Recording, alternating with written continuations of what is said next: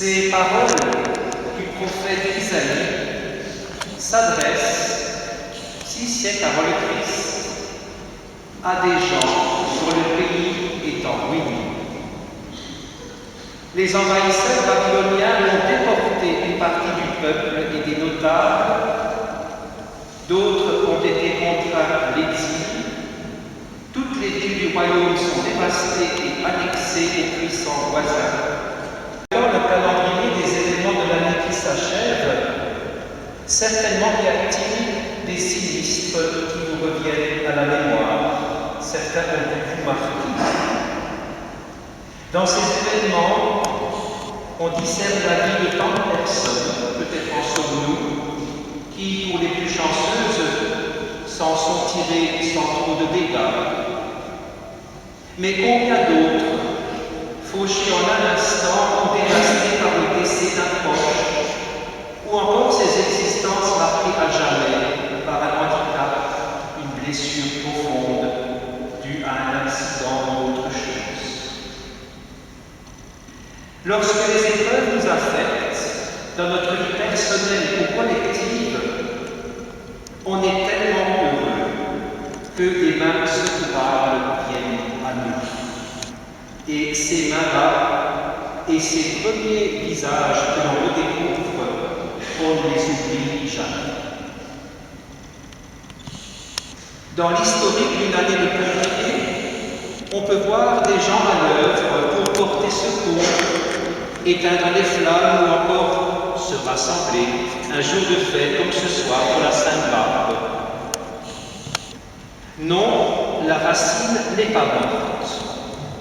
Le royaume des cieux est tout proche, et cela grâce à des personnes ici à travers le monde qui sont présents et qui portent secours à l'humanité blessée. Chacun a sa pierre à apporter. Et ce soir, nous disons merci à celle apporte les pompiers. Bonne fête à vous, bonne poursuite de l'avant à vous tous et à vous toutes. Amen. Je suis heureux de vous accueillir, les enfants, et je vous ai ramené beaucoup de pain d'épices parce que je sais que vous aimez ça. Alors, je vous invite tous à me suivre et je vous offrirai de bons pains d'épices. Mon cœur est heureux d'être là ce soir parmi vous tous. Merci d'être venu. Eh bien, merci Saint-Nicolas et merci aussi à toutes les personnes qui vous ont aidés. Voilà, je suppose que ces pains d'épices, beaucoup de vins pâtissières ont contribué à les confectionner. Eh bien, merci à toutes ces personnes-là et à vous qui les avez apportés. Alors, je sais bien que nos amis pompiers, nos invités, là, vous avez un rendez-vous qui vous attend à Sarraz ou ailleurs. Eh bien, ma foi, nous vous laisserons partir, à moins que vous vouliez encore passer quelques instants avec nous, nous serons ravis, mais je sais que voilà, vous avez un programme et nous ne voudrions pas le perturber.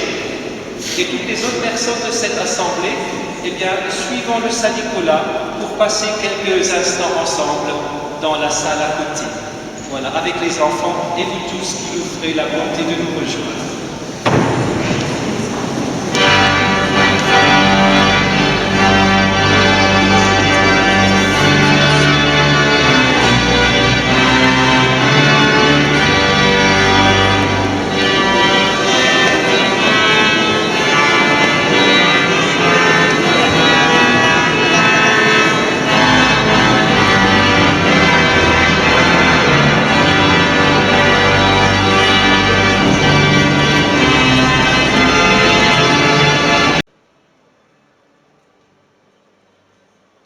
Il était 3 petits enfants qui s'en allaient glaner au champ.